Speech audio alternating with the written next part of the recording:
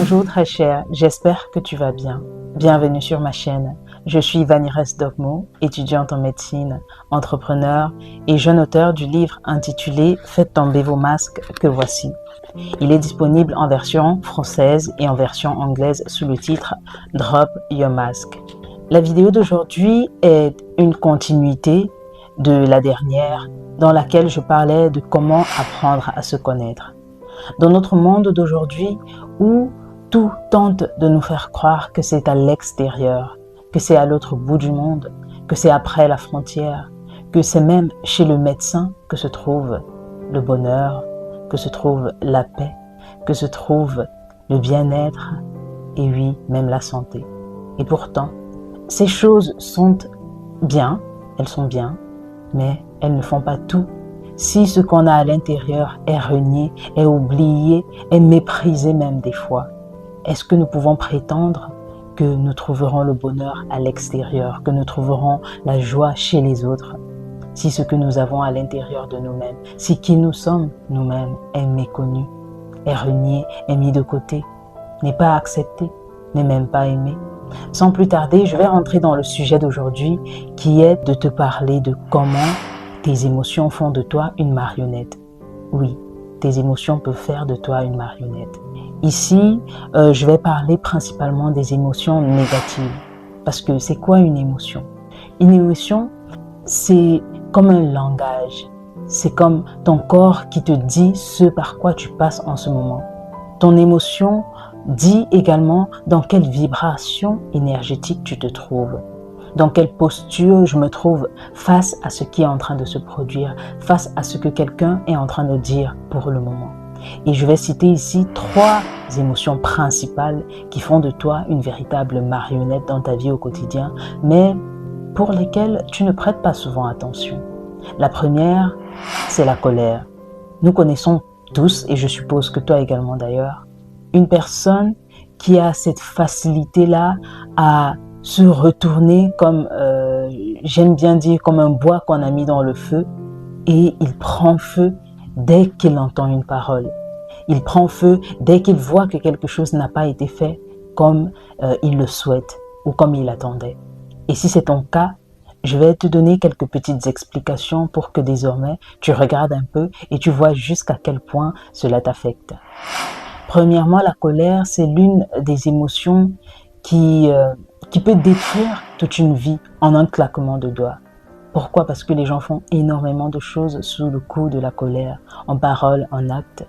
Et même le message qu'ils continuent de se dire dans leur tête est généralement un message destructeur.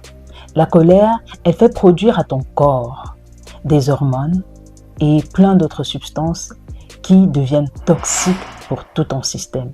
Pourquoi est-ce que généralement les personnes qui sont hyper tendues ou qui ont des maladies généralement cardiovasculaires, on leur recommande d'éviter les situations stressantes? Parce qu'on sait que lorsqu'une personne est stressée, il y a plus de facilité à se mettre en colère, il y a plus de facilité à rester dans un état pensif, dans un état de réflexion mais qui ne mène à rien, dans un état inquiétant. Et qu'est-ce que la colère dit de toi chaque fois que tu te mets en colère? Chaque fois que tu plonges dans cette émotion sans même savoir la véritable raison, la véritable racine. La colère dit de toi que je ne peux pas me contrôler. J'ai perdu le contrôle là tout de suite face à ce que quelqu'un a fait ou peut-être face à ce que j'ai moi-même fait, face à ce que j'ai moi-même dit. Je perds le contrôle, je ne peux pas tenir. Alors il faut que je boue dans tous les sens, il faut que je frappe, il faut que je parle sans arrêt. Il faut que je dise des mots insultants parce que je ne peux pas me contenir. Je n'ai aucun contrôle, c'est ce que la colère dit. Mais généralement, les personnes croient qu'une personne qui a cette facilité-là, cette manie-là de se mettre en un claquement de doigts, en colère, dans un état incroyable, c'est des personnes de caractère. Mais en réalité, ça dit simplement de toi que tu n'as pas de contrôle sur toi, tu n'as pas de contrôle sur la vie, tu te sens impuissant. Et donc, la seule manière pour toi de regagner un peu de pouvoir face à ton impuissance, c'est de crier, c'est de frapper. Est-ce que tu comprends? Est-ce que tu comprends jusqu'où la colère peut aller? Et comment cela fait de toi une marionnette? Ça fait de toi une marionnette dans la mesure où les autres peuvent donc susciter continuellement cette colère-là chez toi afin de faire des choses dans ton dos pour que tu ne t'en rendes pas compte. Parce que sous ta colère, tu vas les frapper et ils pourront peut-être porter plainte. Sous ta colère, tu vas dire des choses qui vont être enregistrées et ensuite utilisées à ton encontre.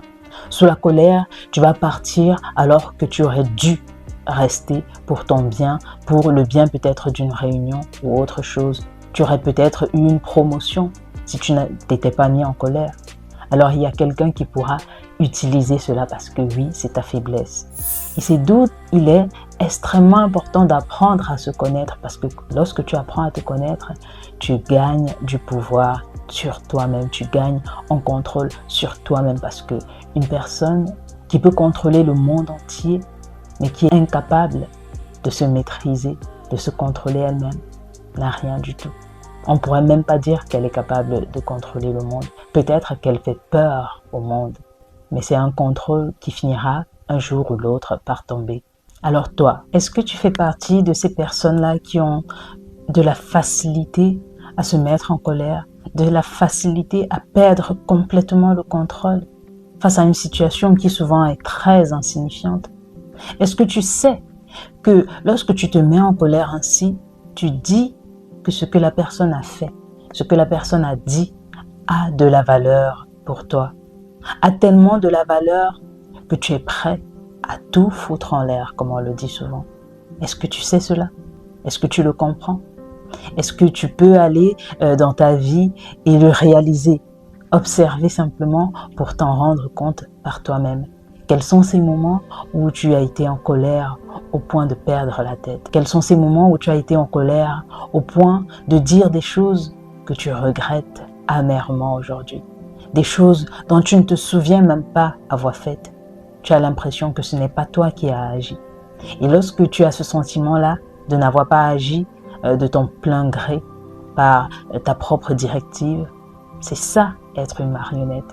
C'est-à-dire que en plus des êtres humains ou des personnes autour de toi qui peuvent utiliser ta propre émotion de colère pour te nuire, il y a également des entités que tu ne verras pas, mais qui peuvent t'utiliser pour écrire ce message plein de rage que tu as envoyé dernièrement, tu sais, pour frapper cette personne que tu aimes peut-être ou pas, que tu as dit toutes ces choses-là simplement parce que tu étais en colère et que oui, tu as perdu le contrôle. Et lorsque tu as perdu le contrôle, qui est-ce que tu penses être au contrôle de ta vie désormais?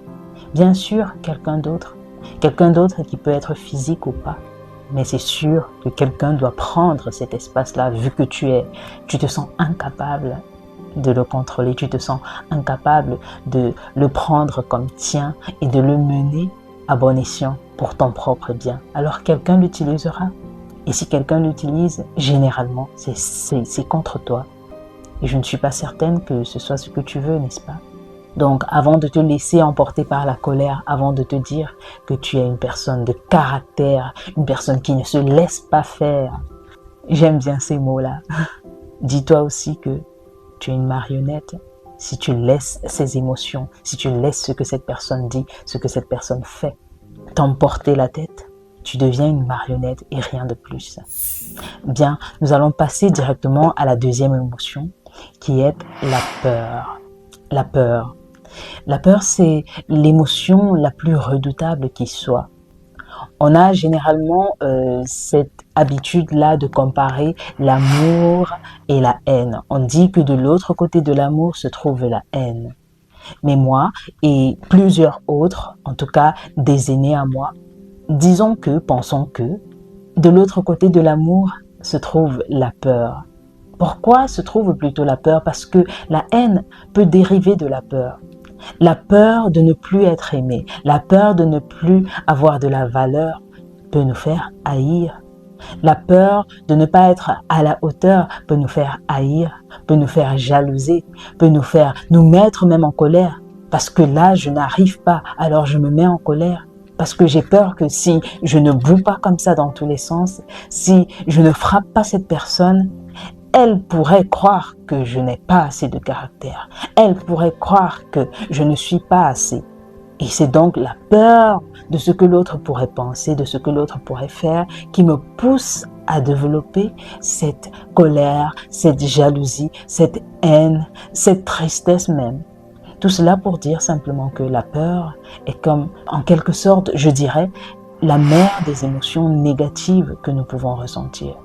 La peur, je ne sais pas si tu as déjà regardé un film d'horreur, rien que pour voir à quel point la peur peut paralyser, à quel point la peur donne un sentiment de mort pendant que le cœur bat encore.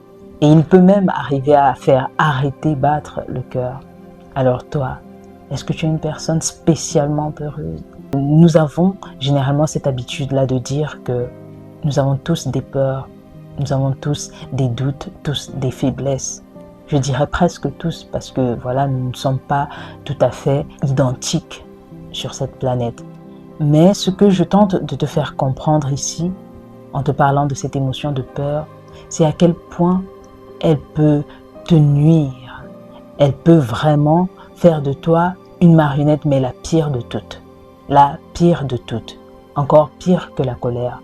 Bien sûr, je ne saurais pas vraiment les comparer, les mettre sur la balance, mais vu que la peur en elle-même peut engendrer la colère, peut engendrer plein d'autres émotions derrière, je dirais que à elle seule, elle peut faire mourir une personne sans qu'on ne la touche.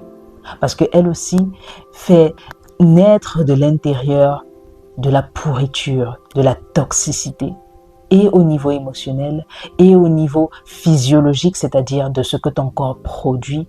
Tu peux manger une nourriture dans un sentiment de peur extrême, et cela te cause des maladies. Imagine qu'une personne te donne un repas, et que tu as tellement peur d'être empoisonné, c'est-à-dire tu n'as aucune confiance en cette personne, ou tu n'as d'ailleurs confiance en personne, parce qu'il y a des personnes comme ça. Il est probable qu'après avoir mangé ce repas, le simple fait que tu aies cette grande peur, cette grande inquiétude, cette grande méfiance, mais à l'extrême, te fasse mal au ventre, mais tellement mal au ventre que tu finisses chez le médecin. Et tellement mal au ventre que ça déclenche autre chose. Pourtant, tu avais simplement peur d'avoir été empoisonné. Je vais utiliser le thème qui se dit un peu beaucoup en ce moment, mais pourtant il n'en est rien. C'est-à-dire que ton repas, il est sain, on l'a fait certainement avec amour, mais toi seul, ta simple peur arrive, mais à l'intérieur de toi, à tout transformer. Parce que oui, tout est énergie. Parce que oui, l'énergie que tu dégages est en mesure de tout transformer à l'intérieur de toi et même à l'extérieur de toi. C'est-à-dire ce repas que tu as devant toi, est-ce que tu es en train de le bénir? Est-ce que tu es en train de souhaiter qu'il nourrisse ton corps, qu'il te fortifie, qu'il aide tes cellules à se régénérer? Ou tu es en train de la redouter, c'est-à-dire tu regardes ce repas, tu le redoutes parce qu'il pourrait être.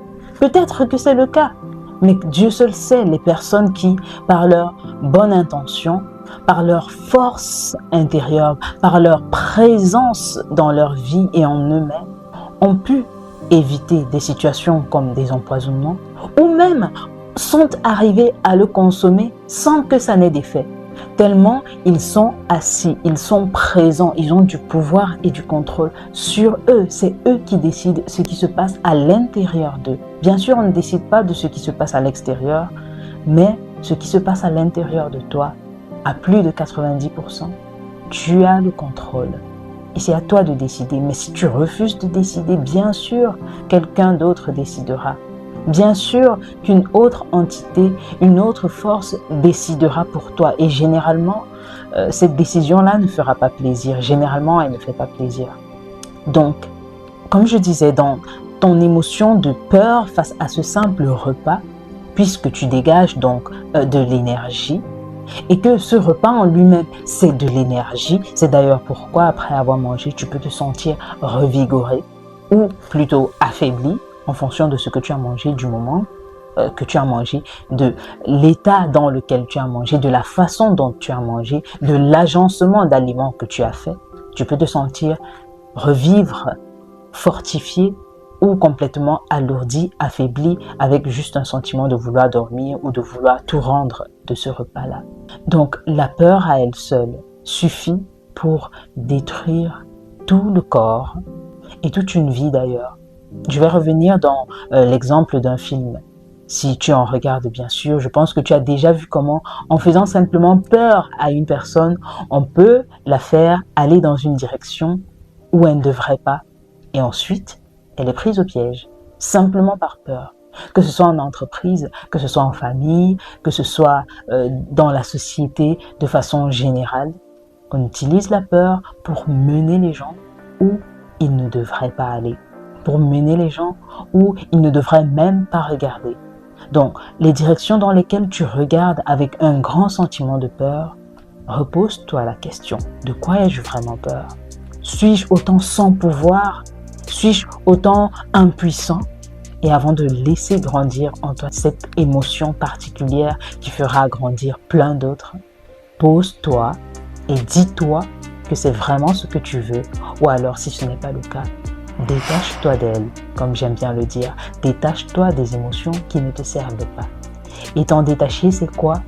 C'est déjà de les comprendre.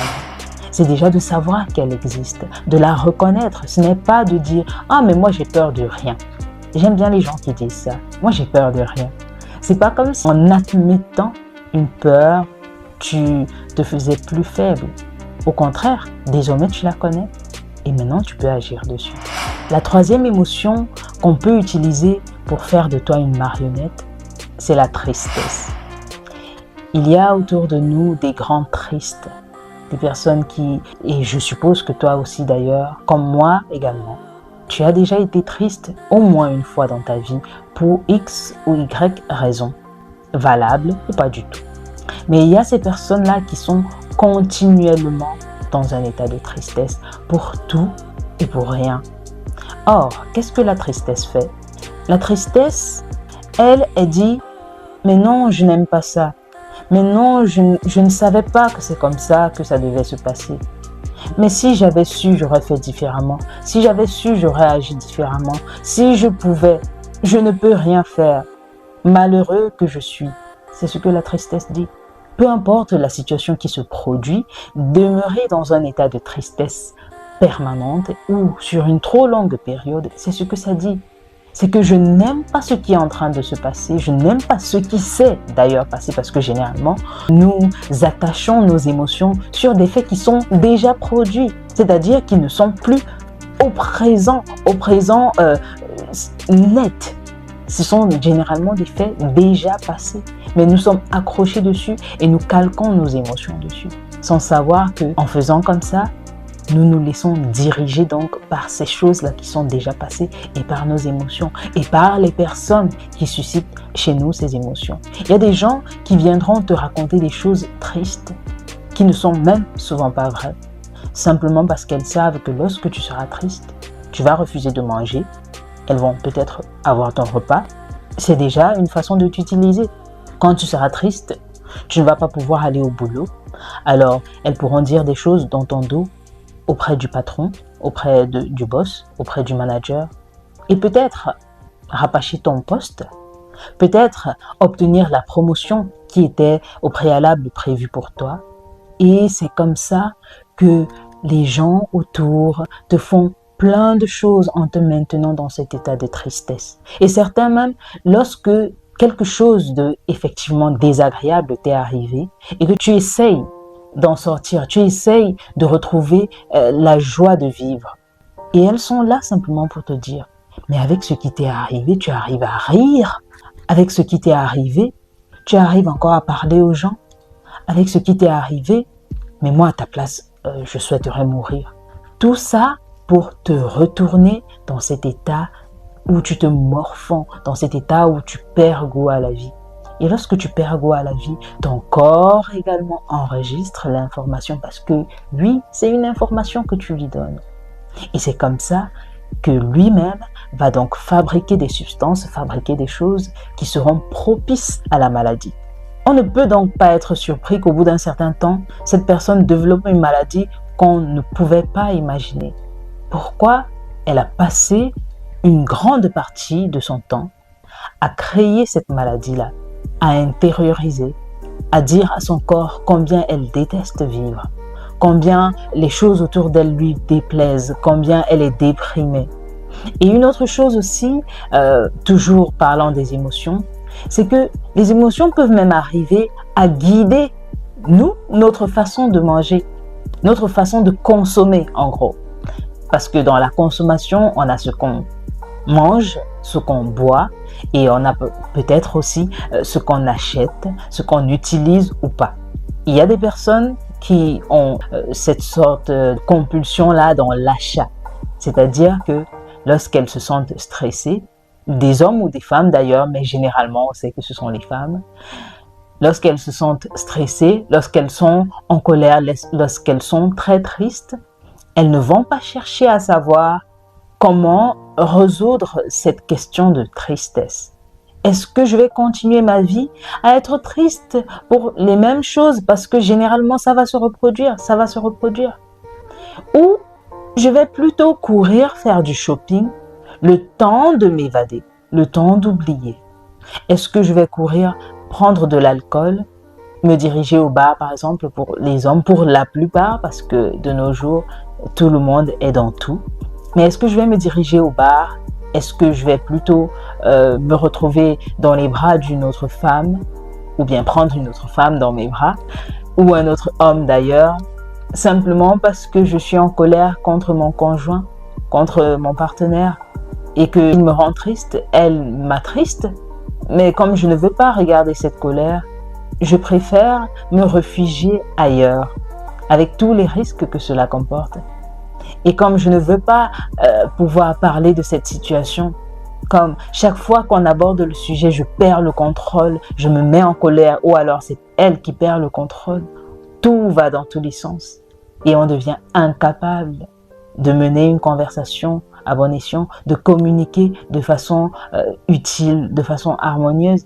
Alors, je vais me trouver une bouteille d'alcool, je vais me trouver un autre amant, une autre amante, une maîtresse pour combler, pour essayer de calmer, essayer d'oublier cette émotion-là qui est pourtant là et qui reviendra. Est-ce que je vais plutôt trop manger?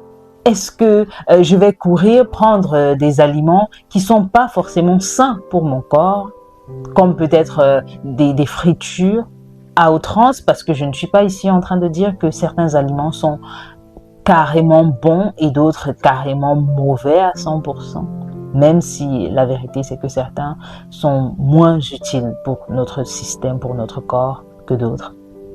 Mais les personnes déprimées, qu'est-ce qu'elles veulent? S'enfermer chez elles, manger des chips toute la journée, se gouffrer en tout cas. Elles ne font pas que manger, elles se gouffrent.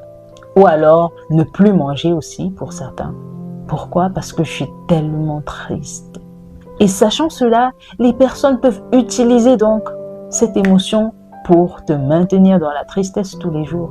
Et comme ça, tu n'iras pas en cours. Et comme ça, ton couple va aller en paillettes.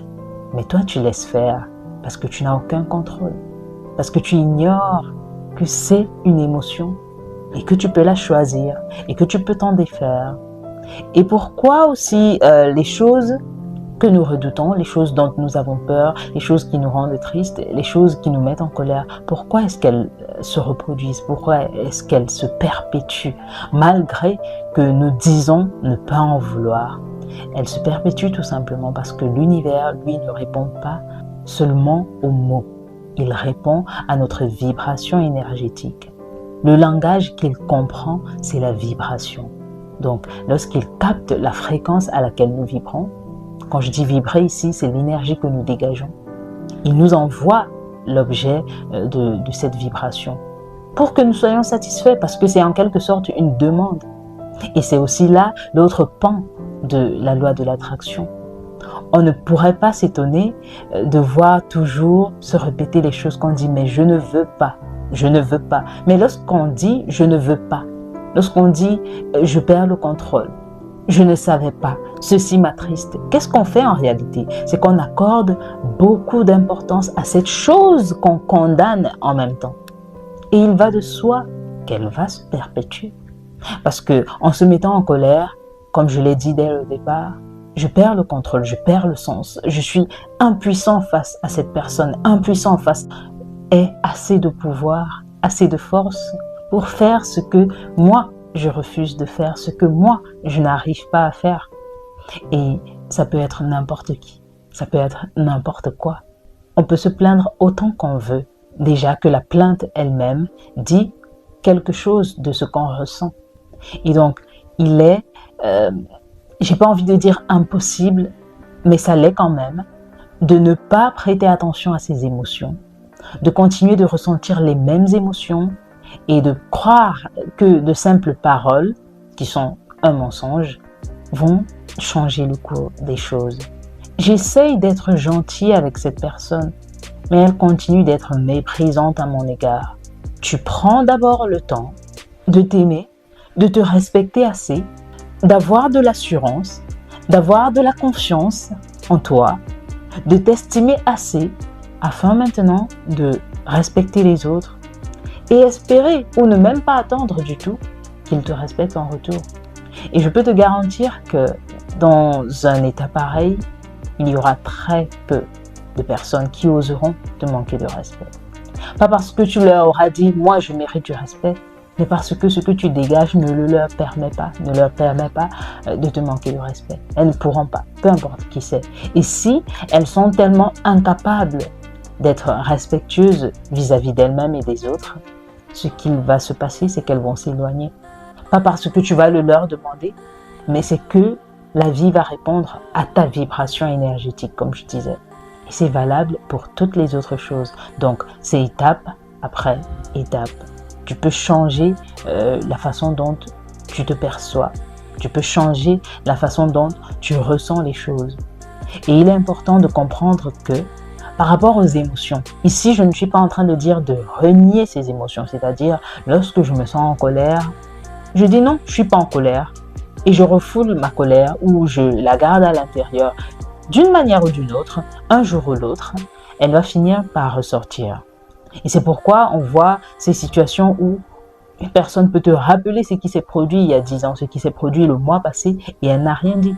Parce qu'elle a simplement intériorisé cette colère-là. Elle a intériorisé la tristesse que tu as éveillée chez elle ou la peur que tu as éveillée chez elle.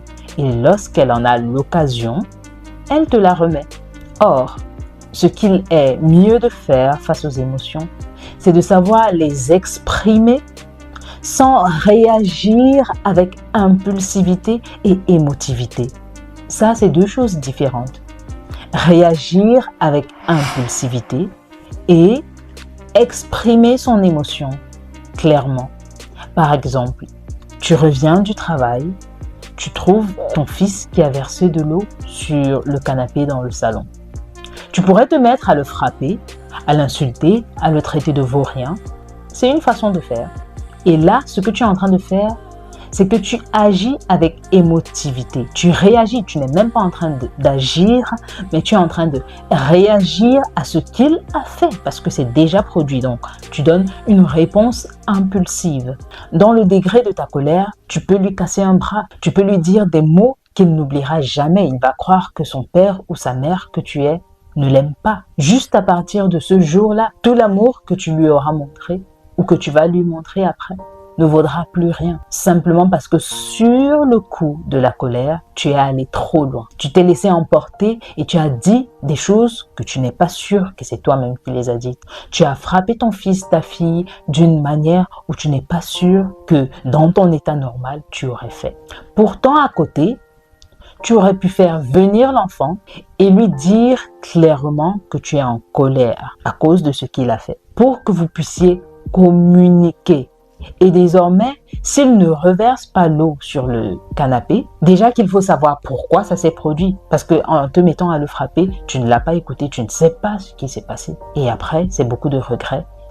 Il peut perdre confiance en lui, juste parce qu'il ne se sent pas écouté. On n'a même pas pris son avis, mais on n'a même pas pris le temps de l'écouter pour savoir quelles sont les raisons qui ont poussé à cette situation qui est déjà produite. Et il va dans la vie en se disant qu'il n'a pas le droit de s'exprimer. Il va dans la vie en se disant que de toute façon, c'est toujours de sa faute. De toute façon, ça tourne toujours mal pour lui. Ça tombe toujours mal sur lui. et que même s'il s'expliquait, personne ne le comprendrait, personne ne le croirait. Parce que toi, son parent, tu ne le crois pas. Toi, son parent, tu ne l'écoutes pas.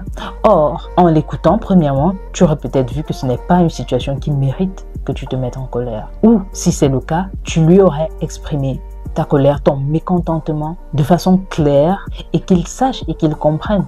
Et désormais, il ne le fera plus parce qu'il a compris que ce n'est pas bien. On aura besoin de s'asseoir dessus et maintenant que c'est mouillé, on ne peut pas. Mais si il ne va plus passer dans le salon, il ne va plus s'approcher du canapé parce qu'il a peur de toi. Tu vois ce que tu crées dans l'ambiance que tu crées dans ta maison avec un tout petit truc comme ça. L'ambiance que tu crées dans ta maison à partir d'un rien parce que tu es revenu, tu as trouvé de l'eau et tu t'es dit, je perds le contrôle, je perds le sens. Je deviens impuissant simplement parce que mon fils a versé de l'eau sur le canapé. C'est une situation qui suffit pour que je le traite comme un bon à rien. Est-ce vraiment nécessaire? Est-ce vraiment nécessaire quand tu vas au fond des choses? Est-ce vraiment nécessaire quand tu vas au fond des choses? Le cours de ta vie familiale pourrait changer sur un tout petit truc comme celui-là. Et la vie de ton fils pourrait ne tenir désormais qu'à ça. À partir du moment où il a peur de toi, à partir du moment où il a peur de passer dans le salon. Et qu'est-ce qui va se passer? Il va devenir davantage maladroit. Parce que tout le temps, il a peur d'avoir cassé quelque chose, il a peur d'avoir versé de l'eau quelque part et de se faire frapper et de se faire insulter, de se faire humilier. Donc, tu auras le sentiment, mais cet enfant ne comprend rien.